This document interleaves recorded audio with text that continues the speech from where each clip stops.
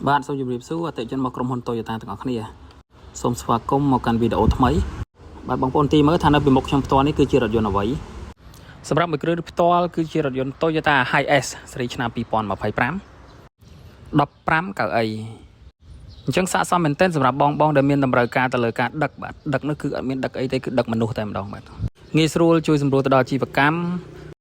បងដែលមានតម្រូវការទៅលើការដឹកភ្ញៀវទេសចរក៏ដូចជាដឹកសិស្សដឹកអីនោះបាទគឺត្រូវប៉ាន់តែម្ដងសម្រាប់ឡាននេះអញ្ចឹងនៅក្នុងស្តុកបច្ចុប្បន្នយើងមានមួយគ្រឿងបាទជាប្រភេទរថយន្តថ្មីខ្លាញ់កោអ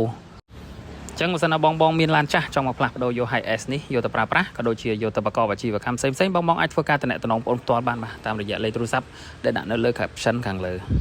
ពីក្រុមហ៊ុន Toyota ទៅយើងទទួលដោះដូរគ្រប់ស៊េរីបាទន័យថាគ្រប់ម៉ូតគ្រប់ម៉ាកគ្រប់ model បងដែលកំពុងប្រើប្រាស់រថយន្តមកទឹកស្រុកក្រៅក៏ដូចជារថយន្ត brand ផ្សេងបើមានចំណាប់អារម្មណ៍ចង់យកមកវាតម្លៃដោះដូរជាមួយនឹងក្រុមហ៊ុន Toyota បាទគឺយើងទទួលដោះដូរបានទាំងអស់អញ្ចឹងបញ្ជាក់ម្ដងទៀតបងណាបើសិនណាបងមានចំណាប់អារម្មណ៍អាចធ្វើការតំណែងបងប្អូនផ្ទាល់បានតាមរយៈលេខទូរស័ព្ទដែលដាក់នៅលើ caption ខាងលើបាទសូមអរគុណសូមជម្រាបលាជួបគ្នាក្នុងវីដេអូក្រោយ